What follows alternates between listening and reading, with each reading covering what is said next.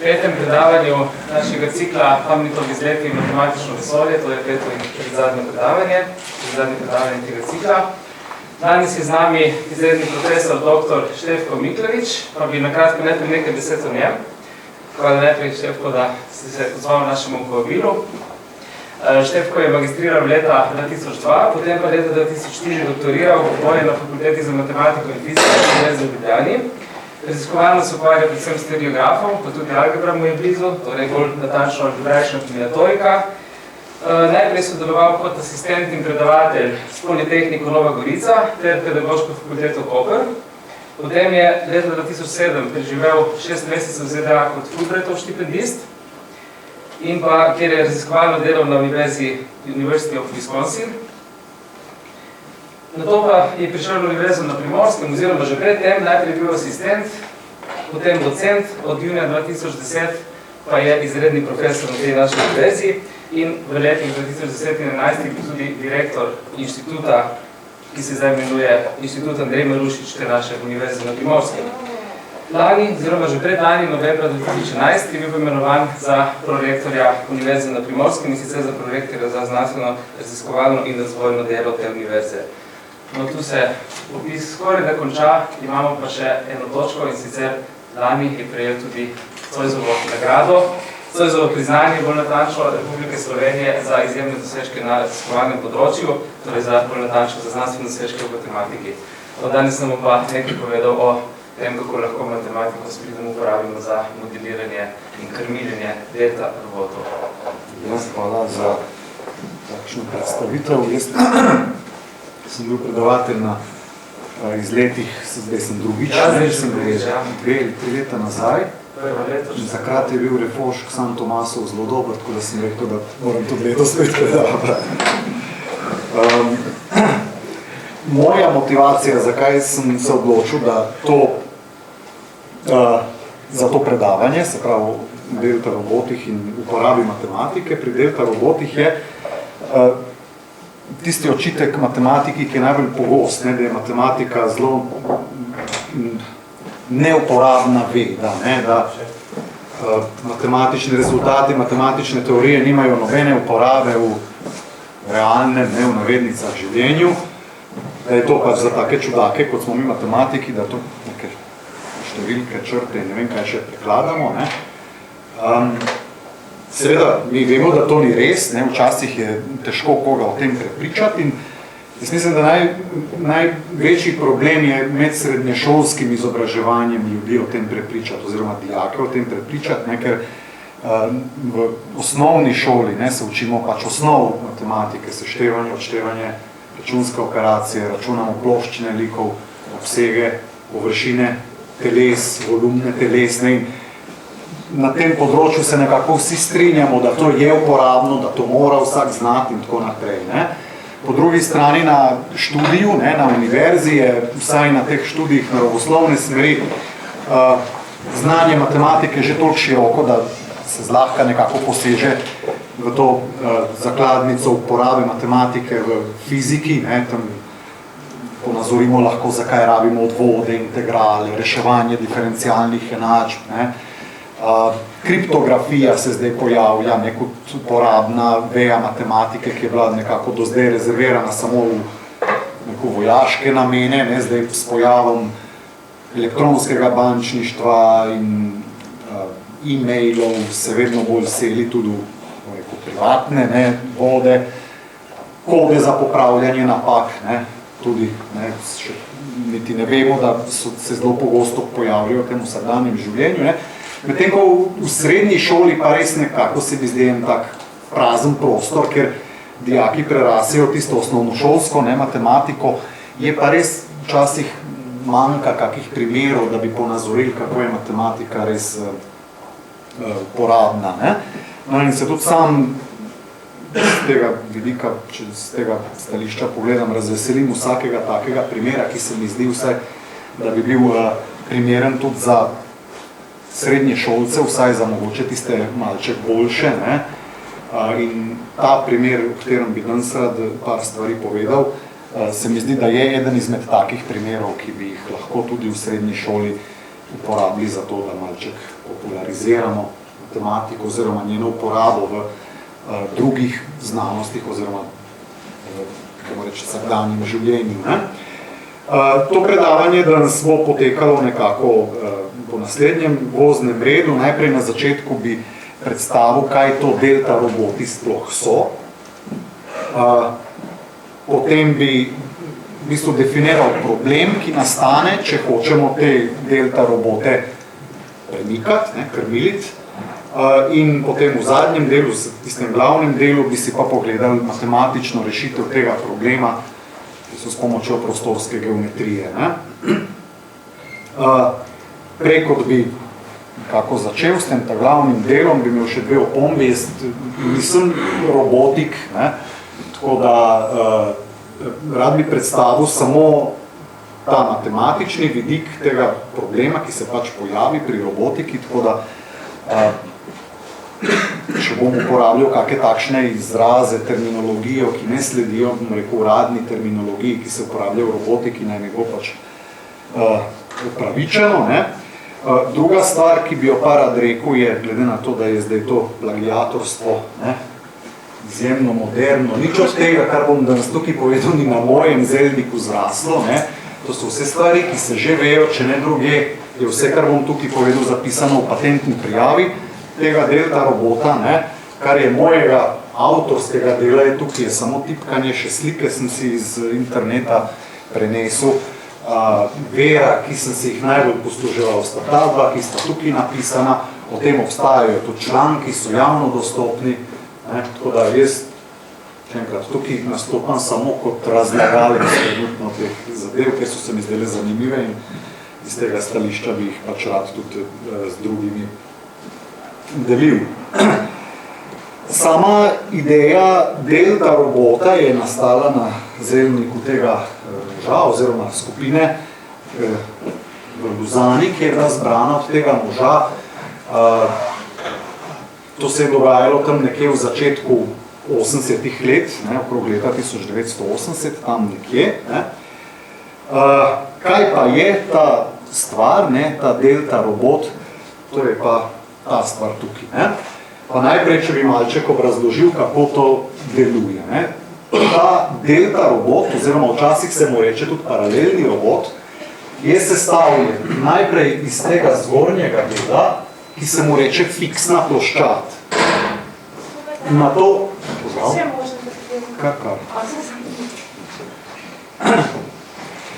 Na to fiksno ploščad so potem pritrjene tri roke.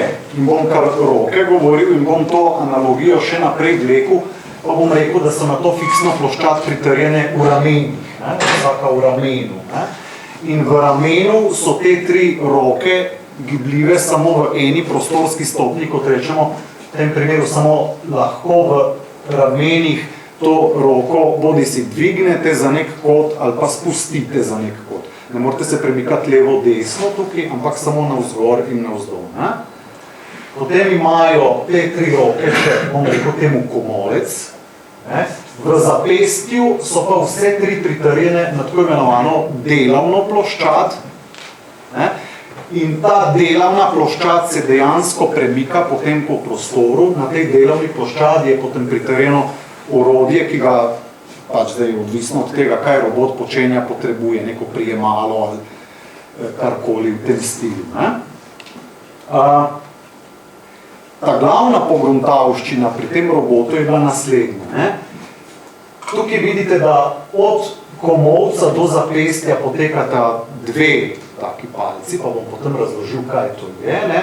Samo, če si za trenutek mislimo, da imamo tudi od komolca do zapestja samo eno palco na mesto, tako kot je zdaj tukaj narisano. Če bi bilo to, kako bi se ta spodnja delavna ploščad lahko sploh premikala. Če malček pomislite, bi se lahko premikala samo po navpičnici navzgor in pa navzdol. In še to tako, ta robot se premika na takšen način, da ga tukaj v ramenu lahko dvignete oziroma spustite za določen kot. Samo to možnost imamo, ko ga premikamo. Vsako od teh treh rok lahko v ramenu dvignete ali pa spustite za določen kot. To je edina edina kontrola, ki jo imate nad tem robotom. Ne? No, če si mislite zdaj zopet, ne, da imamo tukaj od komolca do zapestja zopet eno samo palco, bi to pomenilo, če malček razmislite, da se ta robot, lahko ta delovna ploščad premika samo po navpičnici navzgor in navzdol. Nobene druge možnosti nima, da se premika in še to samo takrat, ko se vse tri roke hkrati dvigajo za isti kot oziroma spuščajo za isti kot. Ne? Zdaj, če bi hoteli, da je ta robot uporaben, je to vsekakor premalo, če se vam lahko premika samo gor in dol. Ne? Kar je bila ta glavna pogruntavščina, je, da so ta del od komolca do zapestja nadomestili s paralelogramom, ki je gibljiv v vseh 4 ogliščih. Veste, trikotnik, če mu prepišemo vse 3 dolžine vseh 3 stranic, je togo telo, ki se ne more nič premikati, ne? Medtem ko paralelogram, če mu prepišete dolžino obeh dveh, vseh 4 stranic, na katerih sta 2 in 2 enako dolgi, pa nima fiksno določene oblike, ampak se lahko stanjša preko pravokotnika, ki ima potem največjo višino, ne, prevesi na drugo stran, ne, in to omogoča tej delovni ploščadi, da se poleg v eno smer premika lahko tudi v drugih smerih. Tako, ne. Zdaj, prej kot grem naprej na definicijo samega problema, o katerem bi danes tukaj govoril, bi rad nekaj dejanskih izvedb tega delta robota vam pokazal. Tukaj je primer enega takega delta robota. Ne? Tukaj piše, da je, zdaj slabo se sliši, ne? Da se sliši tudi background noise, ne? Tako da je to kot dokaz, da je to res realen posnetek, da ni samo na hitrco zavrten. Ne? Se pravi demonstracija, kako je ta robot hiter.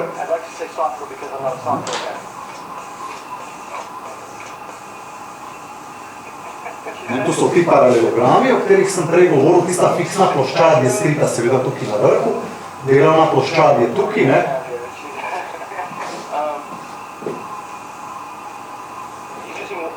Zaprav, izjemno natančen in izjemno hiter, ne.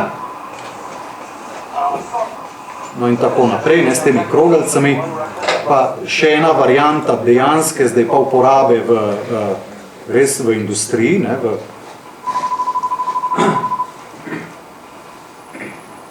ne boste verjeli, ne, pri vlačinkah.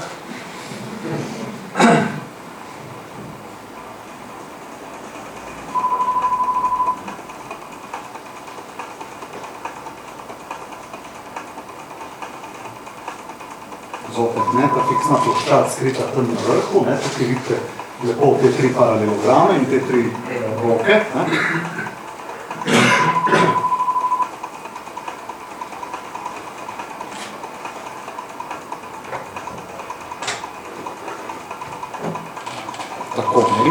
In tako naprej. Ne?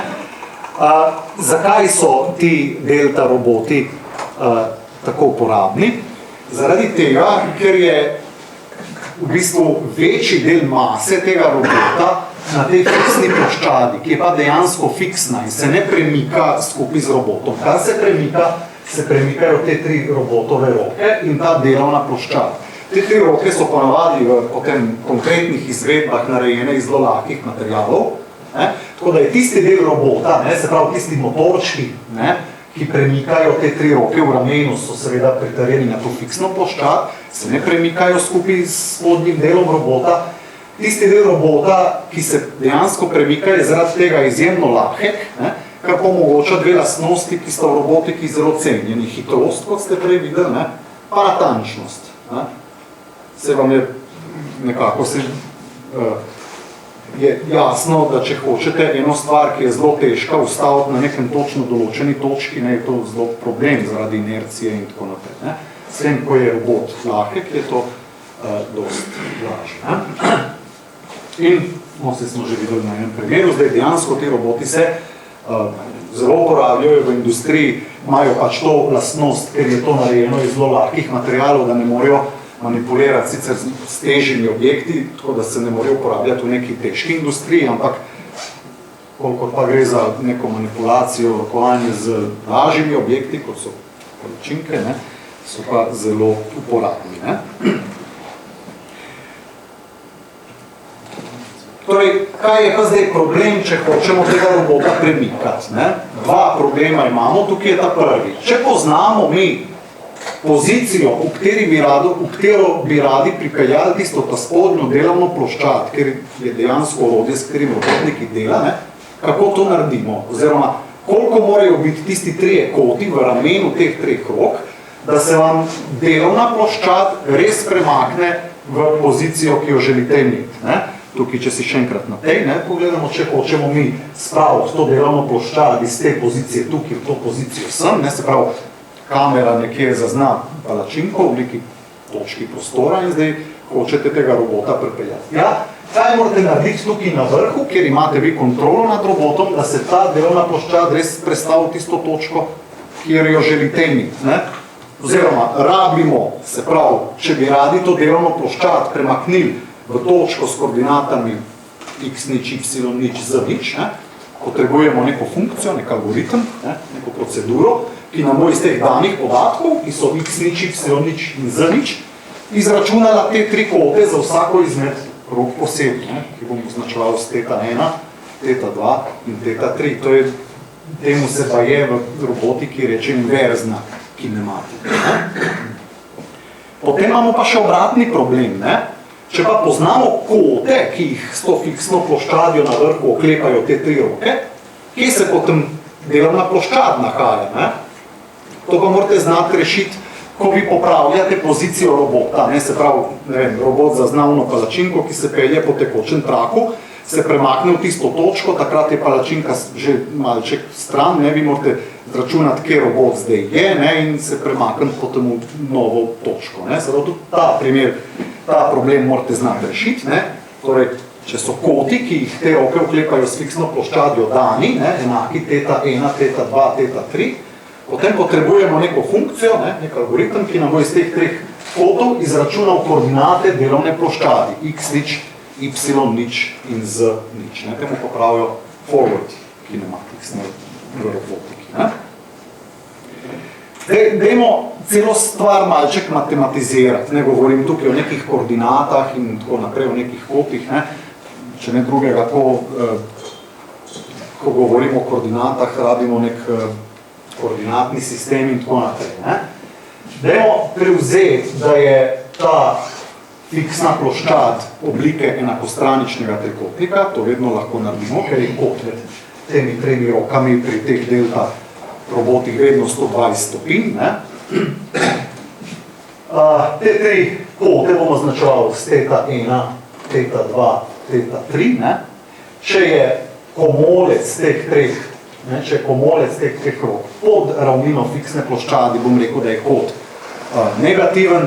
Če je komolec nad ravnino te fiksne ploščadi, bom rekel, da je tisti kot pozitiven. Ne? In ravno tako bom za delovno ploščad prevzel, da je enakostranični trikotnik, ne, zapestja bojo ravno na sredini teh treh stranic, ravno tako tukaj ramena, ne, so ravno na sredini vseh treh stranic tega enakostraničnega trikotnika. No in težišče te delovne ploščadi, to je tista točka, ki jo bom računal, ne, bom označil z e nič, ne, in označil z njene koordinate z x nič, y nič in z nič. Malček oznak, ne, ki pri vsaki konkretni izvedbi robota so to fiksni parametri, ne. F bo dolžina stranice fiksne ploščadi, tistega zgornjega trikotnika, ne. E bo dolžina stranice tiste delovne ploščadi. R z indeksom F bo dolžina te robotove roke od ramena do komolca. To bi bilo to, ne? R z indeksom F je to. Ter R z indeksom E je pa dolžina roke od komolca do zapestja. Ne? To je ta del. Ne? Zdaj, tukaj res v konkretnih izvedbah, ne, to je zdaj samo pač schematično prikazano, je ta del nadomeščen s paralelogramom, ampak kakorkoli se tisti paralelogram že zvija s plošči oziroma bolj debel postaja, je ta razdalja od sredine te stranice paralelograma, ki je tukaj, do sredine te stranice paralelograma tukaj, ne, srednica, ne, vedno konstantno dolga, tako da lahko to nadomestim z eno črto v tem schematskem prikazu. Vedno. To je tudi ena posledica tega, da imamo tukaj paralelograme. Ti paralelogrami namreč, če malček razmislite, ne dovoljujejo ta spodnji delovni ploščadi, da bi se postavila po strani. Ne? Sta vedno usporedni. No, koordinatni sistem pa dajmo postaviti tako, da izhodišče koordinatnega sistema postavimo v težišče fiksne ploščadi, os y naj bo ena od simetral te fiksne ploščadi, ker fiksna ploščadi je, zdaj smo rekli, enakostranični trikotnik, eno si pač izberemo in ta naj bo os y, os z bo pa pravokotna na fiksno ploščad in sicer pravokotna tako, da bo smer te osi z takšna, da bo z koordinata delovne ploščadi vedno negativna, se pravi, navzgor bo pozitivna smer z osi, una delovna ploščad je pa vedno od spodaj, ne? Tako da cela stvar potem zgleda zdaj tako, ne? Se pravi, izhodišče koordinatnega sistema v središču, v težišču te fiksne ploščadi, ne? Y os je simetrala, ena od simetral te fiksne ploščadi, z os je pa pravokotna na fiksno ploščad in to usmerjena v tako smer, da je delovna ploščad pod. Se pravi, ima težišče delovne ploščadi vedno negativno z koordinato. F smo rekli je stranica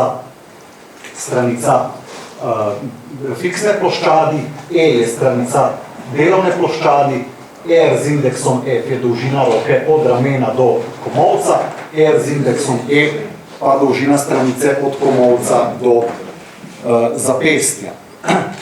No, se dajmo zdaj najprej lotiti tistega ta prvega problema, ne? Tega, ne? Če poznamo koordinate težišča delovne ploščadi, ne? Kam bi radi to delovno ploščad spravili, potem bi rabili neko funkcijo, ki nam izračuna te tri kote, Φ1, Φ2 in Φ3, ki jih te tri roke oklepajo s fiksno ploščadjo. Tako, dajmo si malček pogledati to sliko, jaz upam, da se vidi, ne? Dajmo en korak vmes narediti. Prej kot zračunamo, dajmo se zdaj omejiti na to roko, katere rame je na y osi. Rekel sem, y os je ena od simetral tega enakostraničnega trikotnika in se pravi, tisto rame, ki je na y osi, dajmo označiti z F1, komolec dajmo označiti z J1, zapestje dajmo označiti z E1, ne? In ta kot, ki ga iščemo, pa pač s teta 1. Ne? Dajmo ta kot teta 1 izračunati z enim vmesnim korakom, bomo najprej izračunali koordinate tega komolca J1. Ne? Dajmo najprej probati izračunati koordinate tega komolca.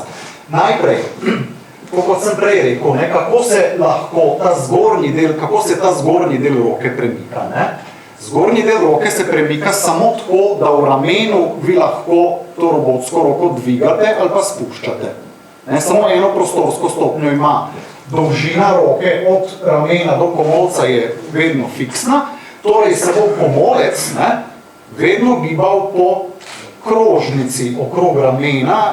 In ta krožnica ima radi ravno R z indeksom F. To je tisto, kar smo označili z dolžino te roke od ramena do komolca. Ne? Ker smo koordinatni sistem postavili tako, kot smo ga, je ta krožnica vedno v ravnini YZ. X koordinata na tej krožnici je vedno nič. X koordinata na tej krožnici je vedno nič.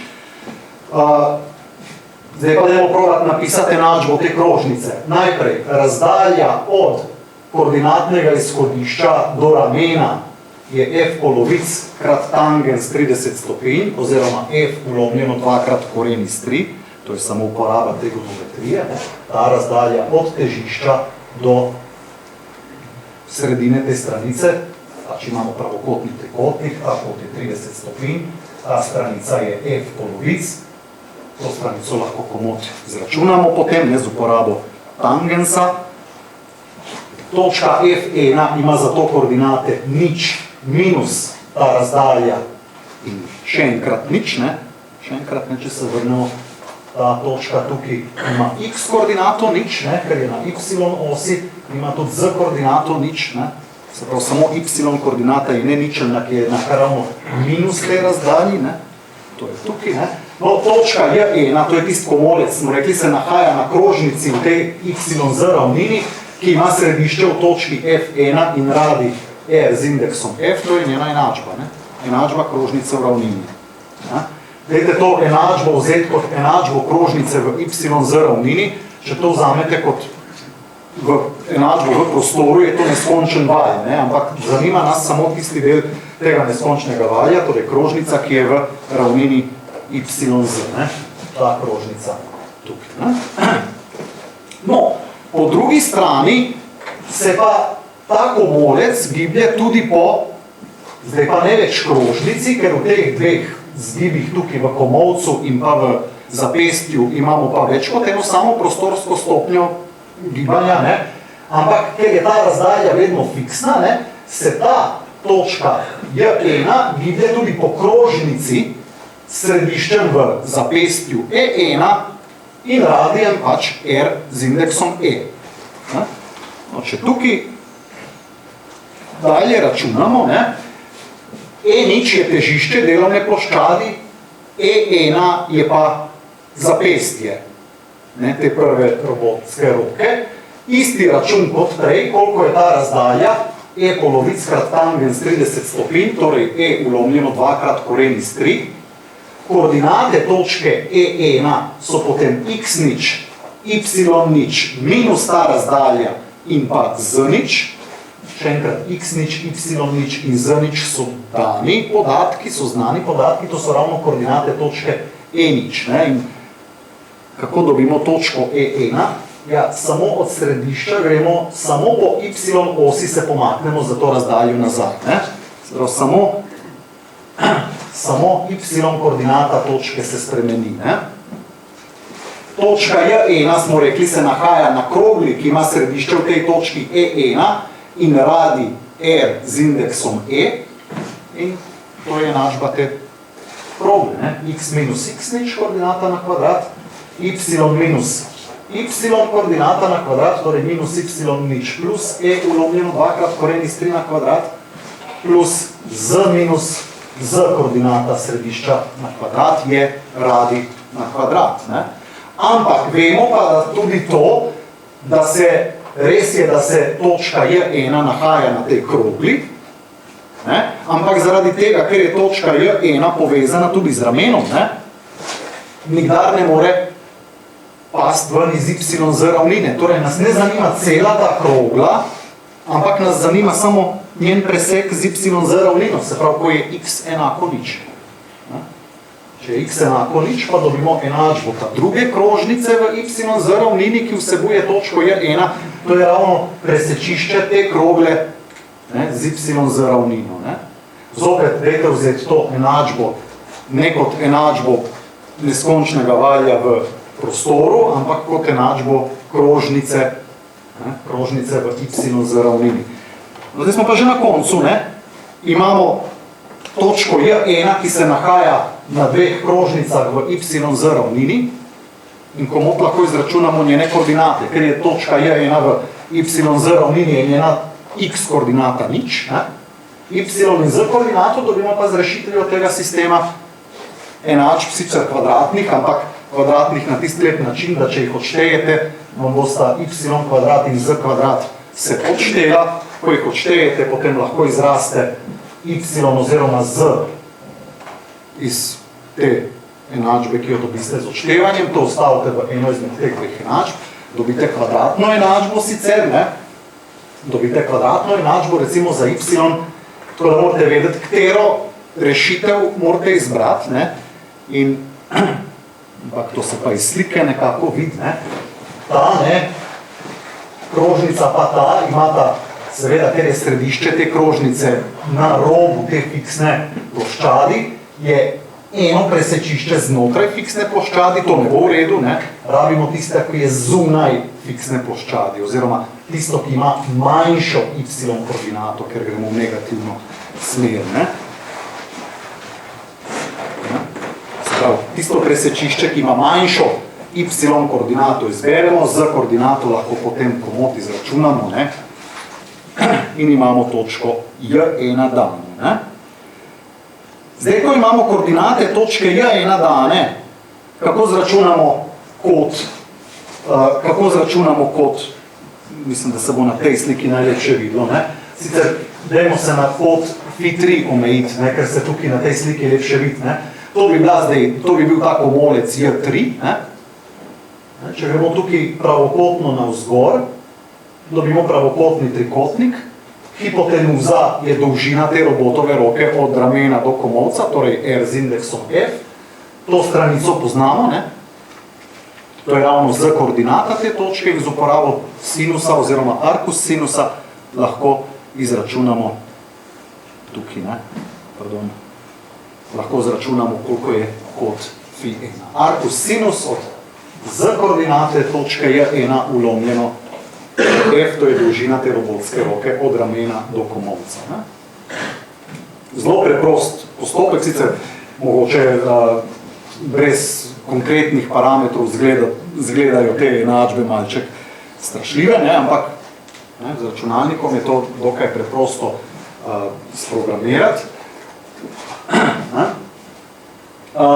Ampak še eno stvar smo tukaj uporabili, ki je računanje zelo olajšala. Ne? Namreč zelo pametno smo koordinatni sistem izbrali. Koordinatni sistem smo izbrali tako, da je točka J1 ležala v y z ravnini vedno. Se pravi, da je bila x koordinata točke J1 vedno nič. To nam je dosti olajšalo delo, ne? Laže smo računali. Ne? Isti princip bi sicer lahko tudi za ta druga dva komolca uporabili. Ne?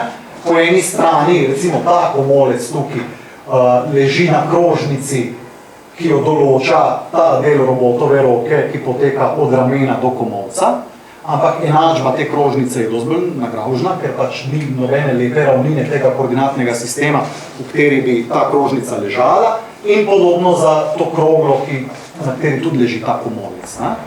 Prav, če bi šli tukaj direktno nekako z isto idejo naprej, ne, bi ravno tako prišli skozi sicer, ampak z mnogo več računanja, ne, in z bolj nagravžnimi izračuni, ne, ampak si pa lahko pomagamo na ta način, da si rečemo, nič bomo pa mi raje koordinatni sistem zdaj zavrteli. Ne. Obstaja zelo preprosta formula, kako še koordinatni sistem zavrtimo za nek kot v smeri ali pa v nasprotni smeri urnega kazalca, kako lahko pretvarjamo koordinate točk v enem in drugem koordinatnem sistemu. Če bomo koordinatni sistem zavrteli za 120 stopinj v smeri urnega kazalca, bo ena od teh dveh točk prišla na y-os.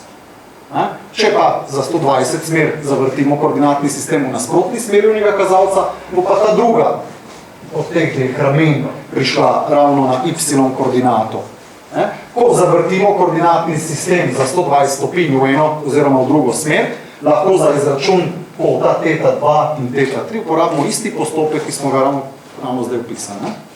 Zračunamo samo, kakšne so koordinate težišča delovne ploščadi v tem novem koordinatnem sistemu.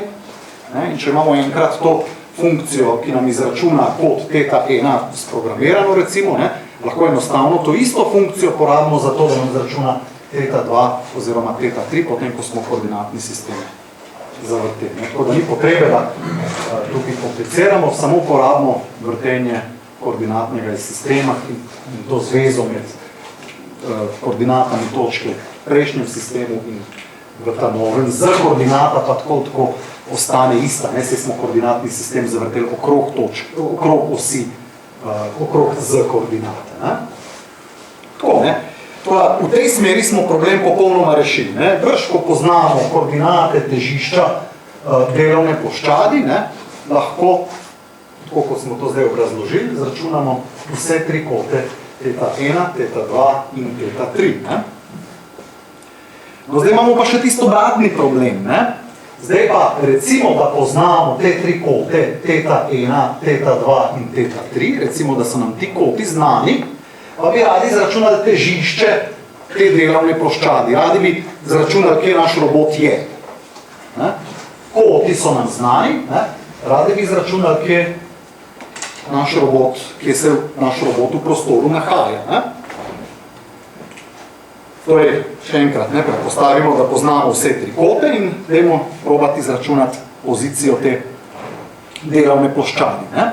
No, dajmo najprej pogledati, kaj lahko zračunamo iz tega, ko poznamo te tri kote. Ne?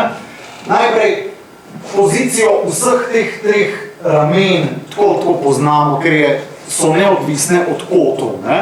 Ramena so na razpoloviščih stranic tega enakostraničnega trikotnika, ki pripada, ki nam ponazarja to fiksno ploščad. Ne?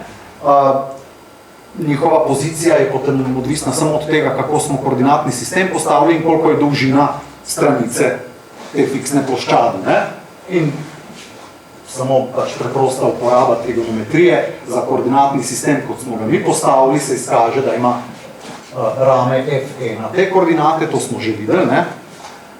Rame F2 in rame F3 ima sta malček bolj, ne? Ta F1 ima dve koordinati nič, F2 in F3 imata samo z koordinato nič, ker sta izven Y osi postavljene, ne? Ampak to lahko vedno zračunamo. Ne? Zdaj pa, kaj pa od teh treh ramen naprej? Ne? Tudi komolci so zdaj natanko določeni, ne? Ker je razdalja od ramena do komolca fiksna, ne? In določena samo s tem kotom, koliko je ta del robotove roke dvignjen oziroma spuščen pod to fiksno ploščad. Ne? Tako da lahko zračunamo tudi koordinate vseh treh komolcev. Tukaj je malček več dela, ker nismo več samo v ravnini, ne? Ko računate koordinate vseh treh ramen, to delate samo v bistvu XY ravnini tega koordinatnega sistema, kot smo ga postavili, ker je z koordinata tako nič. Ne? Tukaj zdaj, ko pa računate koordinate vseh treh komolcev, ne, je pa treba malček to trigonometrijo v prostoru uporabljati, ne? In so tudi formule malček bolj zakomplicirane, ampak nič kitarja. To se vedno, ko ste doma se malček usedli, pa si malo narisali, kako to zgleda, boste videli, da to ni nobena težava zračunati. Ne? No, zdaj pa dalje. Ne? Vsa tri zapestja, kot smo že prej govorili, ne? E1, E2 in E3, ki tudi niso znana, ne? Če težišče delovne ploščadi želimo zračunati, seveda tudi potem teh treh zapestij, ki ležijo pa na središčih stranic te delovne ploščadi, ne? Pač tudi niso znana, ampak vemo pa, da ležijo na, se pravi, zapestje E1, leži na krogli središčem v komolcu J1 in polmerom RE, kar je dolžina od komolca do zapestja. Podobno E2 leži na krogli središčem v J2 in istem radijem RE in zapestje E3, ta pa leži na krogli središčem v komolcu J3 in istim radijem z indeksom E. Ne? Tako, ne? Se pravi, to tukaj, ne, ta komolec, to zapestje E2 leži na krogli, ki ima središče v komolcu J2, ne, in radi RE. Podobno za zapestje E3, ne, leži na krogli središčem v komolcu J3 in radijem RE in podobno zapestje E1. Zdaj pa naredimo naslednjo stvar. Tisto kroglo, ki ima, tisto od teh treh kroglov, kateri govorimo o tem odstavku, ki ima središče v komolcu J1, premaknemo za vektor od zapestja E1 do težišča delovne ploščadi E0. Tisto kroglo, ki ima središče v J2, premaknemo za vektor od točke E2, E0, do točke E0. Tisto kroglo s središčem v J3 pa premaknemo za vektor od E3 do E0. Če si malček to sliko pogledamo, ne? Se pravi, to kroglo, ki ima središče tukaj v komolcu J2, premaknemo za ta vektor od E2 do E0, se pravi v to smer. to kroglo, ki ima središče v komolcu J3, premaknemo za vektor E3, E0, se pravi nekako tako semjo potisnemo, to kroglo, ki ima pa središče v tem komolcu J1, pa premaknemo za ta vektor od E1 do težišča tako nekako ven v tem primeru. Kaj s tem dosežemo? Kaj s tem dosežemo? Kam se premaknejo točke E2, E3 in E1? Te točke namreč tu premaknemo. E2 leži na tej krogli, ki jo premaknemo za vektor od E2 do E0. E3 leži na tej krogli, ki jo premaknemo za vektor E3, E0 in podobno E1. Vse tri te točke se bojo premaknile ravno v težišče in bojo predstavljale skupno presečišče tistih treh premaknenih krogel. Torej, moramo samo zračunati vsa tri zapestja E1, E2 in E3 se premaknejo v središče te delovne ploščadi E0. Če hočemo torej poiskati koordinate tega težišča, moramo samo izračunati presečišče teh treh premaknenih krogel. Če bomo znali poiskati enačbe teh treh premaknenih krogel, bomo znali tudi seveda izračunati njihove presečišče. Če hočemo napisati enačbo krogle, rabimo seveda njeno središče in rabimo radi. Radi imamo, smo rekli, radi je v vseh treh primerih dolžina te roke od komolca do zapestja. Središča moramo najti. Kaj so pa središča? Ja, središče te ta prve krogle je točka J1 premaknjena za vektor od E1 do E0.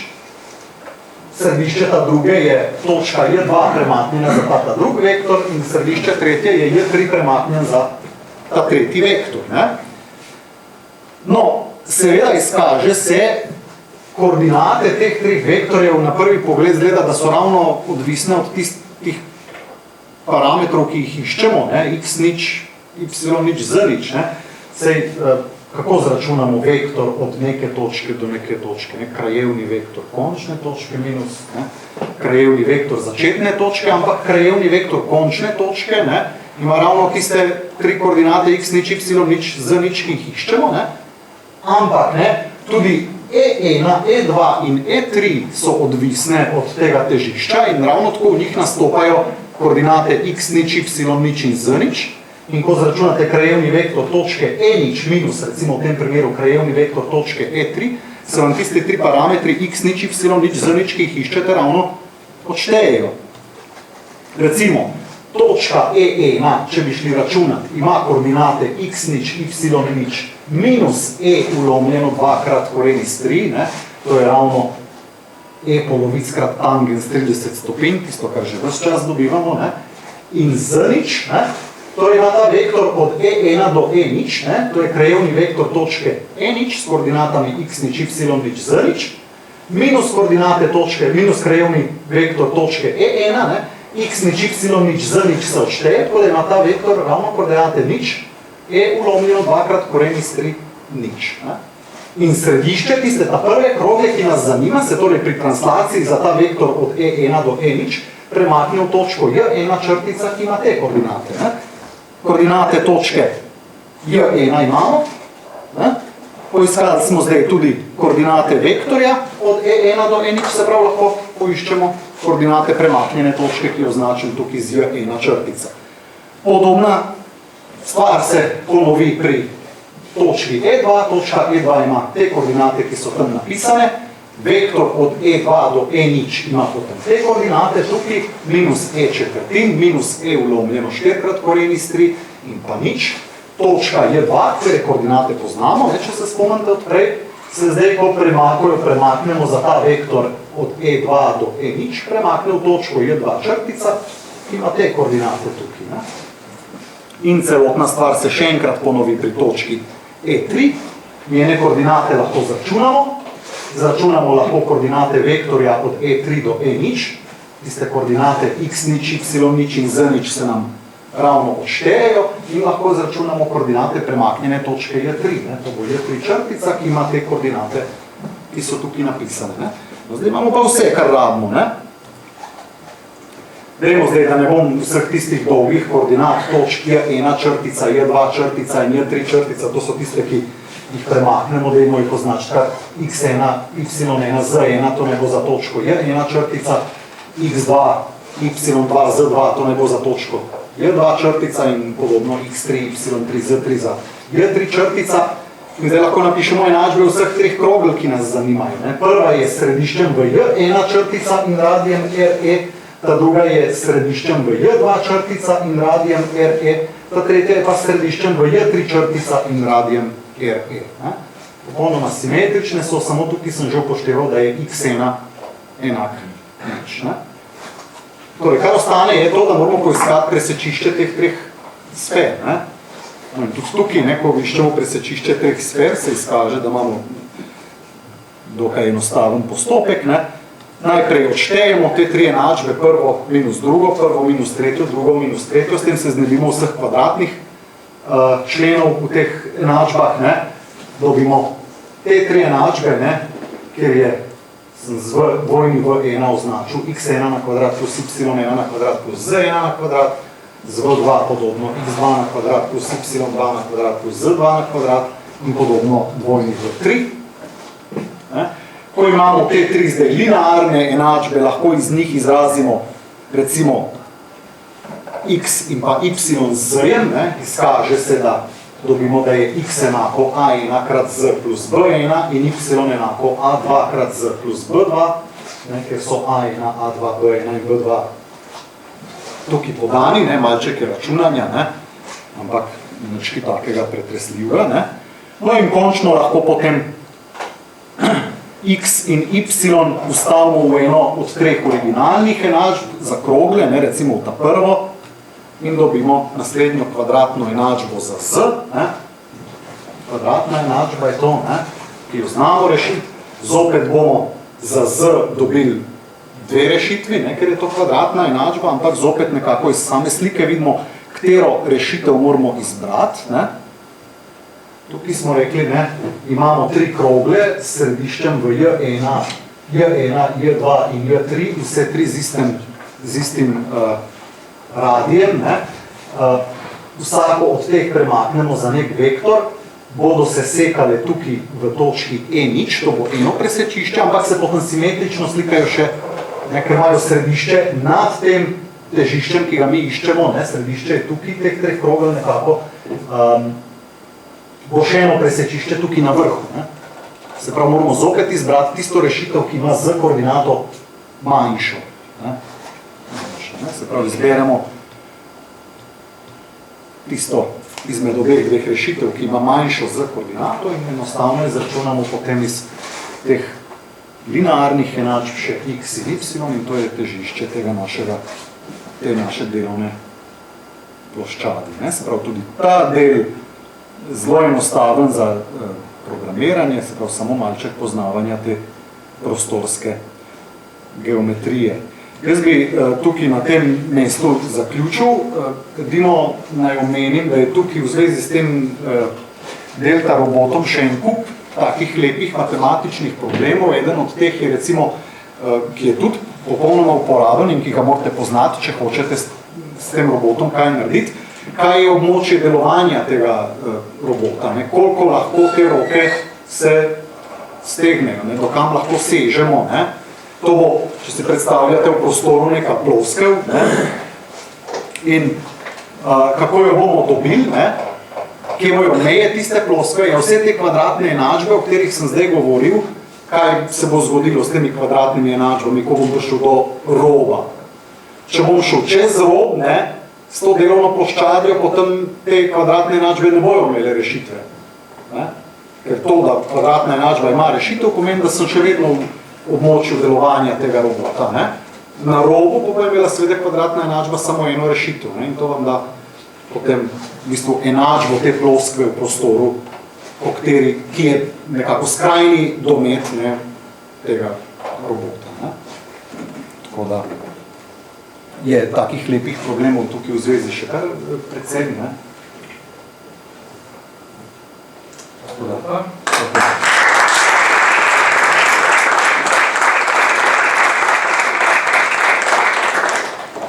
Zelo zanimivo. Za palečinke pa še za marsikaj drugega, Ja. Še vprašanja, komentarji?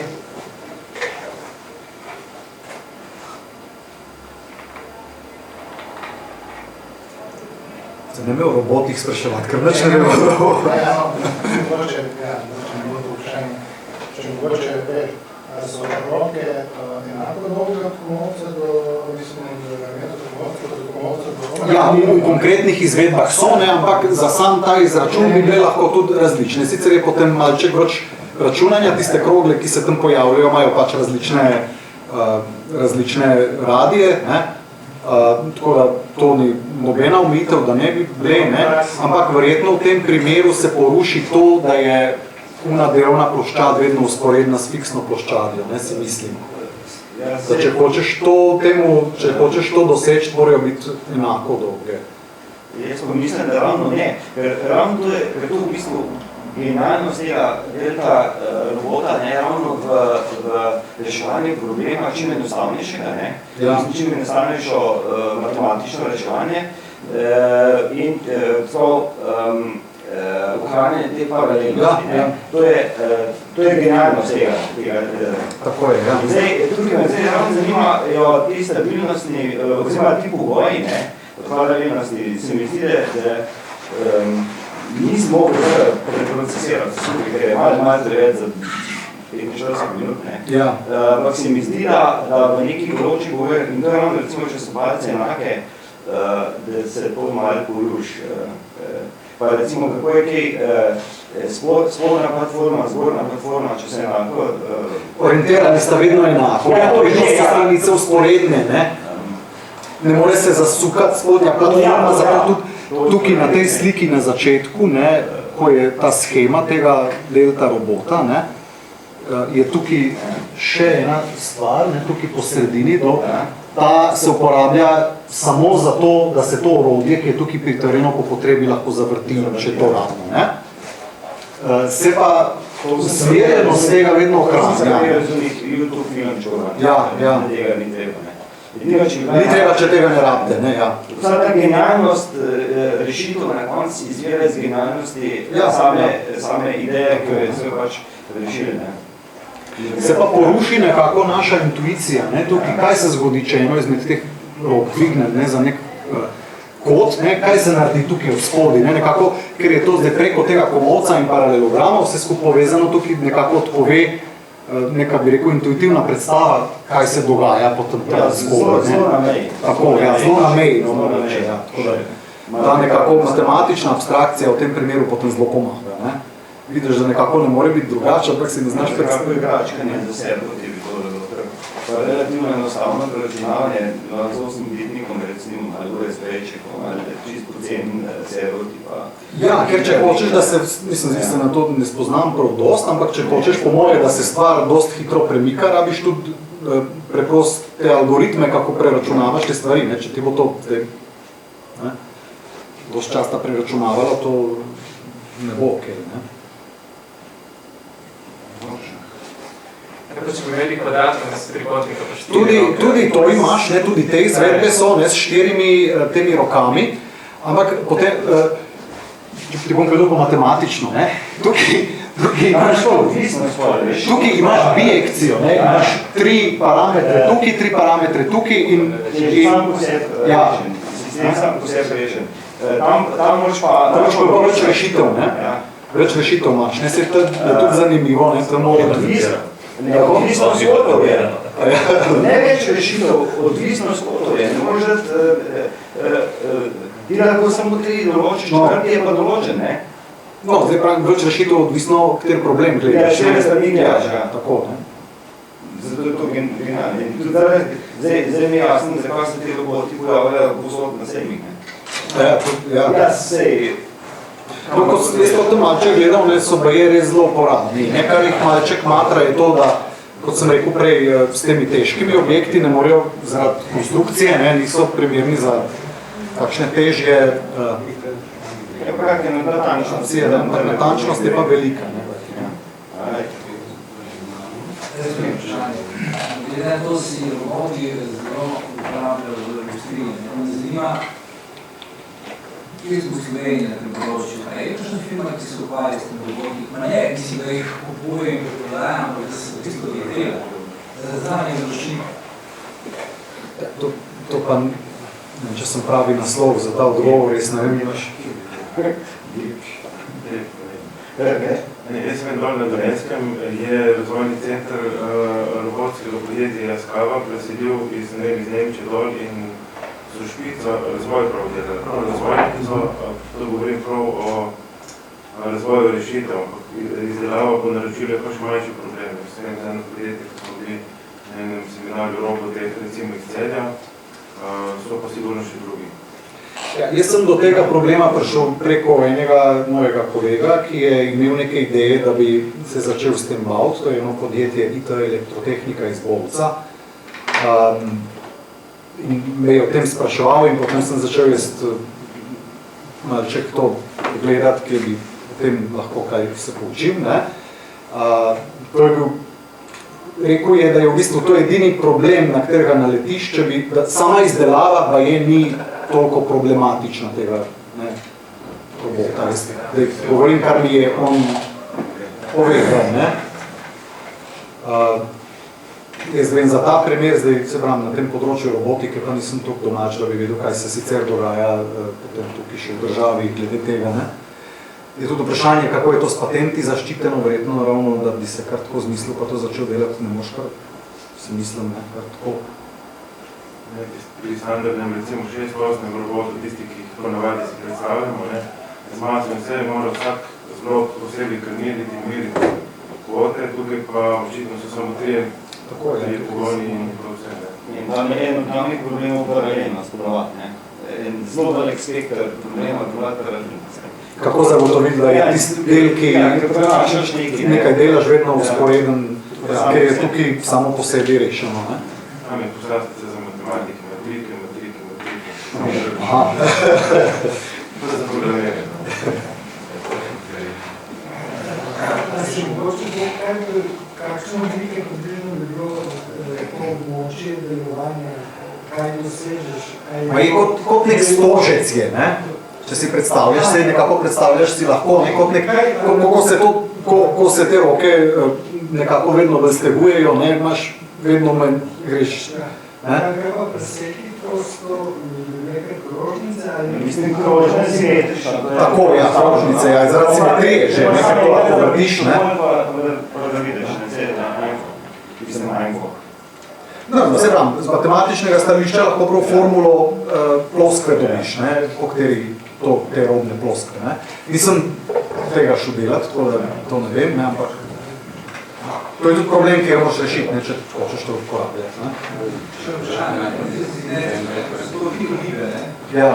Ta efekt inercije, kako se upošteva, Ja, zdaj, zopet, ne samo iz tega, kar sem malček prebral zraven, ko sem se s tem ukvarjal, inercija je tukaj najprej zelo majhna v primerjavi z drugimi roboti, ravno zaradi teže.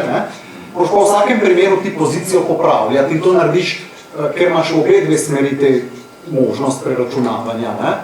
Se pravi, ti se najprej premakneš v eno točko, hočeš se premakniti v eno točko, zaradi inercije boš tisto točko malček zgrešil, odčitaš vse 3 kote, zračunaš pozicijo, kje si in se potem popraviš do tiste točke, kjer bi rad bil. Ni čisto. Ti delaš za delta, ti se linijo preračunavaš z majhnimi linijami in se uporabljaš močen proces. Če so enostavne, bi se dali z 8 jezikom za nekaj enostavnega, recimo v šoli, za slovenske šole, recimo nekaj narediti. Konkretna izvedba je potem, da se ne premakneš iz te točke v to točko, ampak greš tako, da sploh popravljaš. Ne, greš po neki krivulji, z nekimi linijami. Se tudi moraš, neverjetno, če si misliš, da se ona palačinka premika, ti boš nekako kot pes zajca. To se mora nekje na milisekundo preračunava in iz tih potem so te kontrolerji za dele, kar izredno močne mašine. Je pa to danes space robotja noter, za katerokoli platformo. Ker so pa to enostavne zadeve, ker to, da smo ga mi na roke rešili, spar, to je fenomenalna zadeva, to je genialno. Samo postopek. Ker pač ni govora. 6-8 recimo reči od skole. Še najmanj pa, da gre za stopno, ne vsaj približen. Ni slučajno.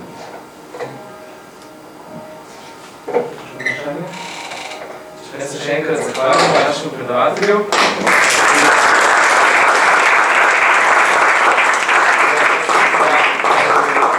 San Tomas se pa zahvalil za dokonček. Hvala lepa. Imate še en plakat za spomin. Če koga zanima, še enkrat hvala vse, da ste prišli. Prosojnice predavanja bodo tudi na voljo na spletni strani cikla, če bi koga zanimalo, da si še kasneje pogledali formule pa izpeljave. Zdaj ste pa še vabljeni v sedno sobo, da še popijemo kakšno sobo, kakšno prišpot prijemo, pa se kaj pogovorimo. Tukaj imate še malo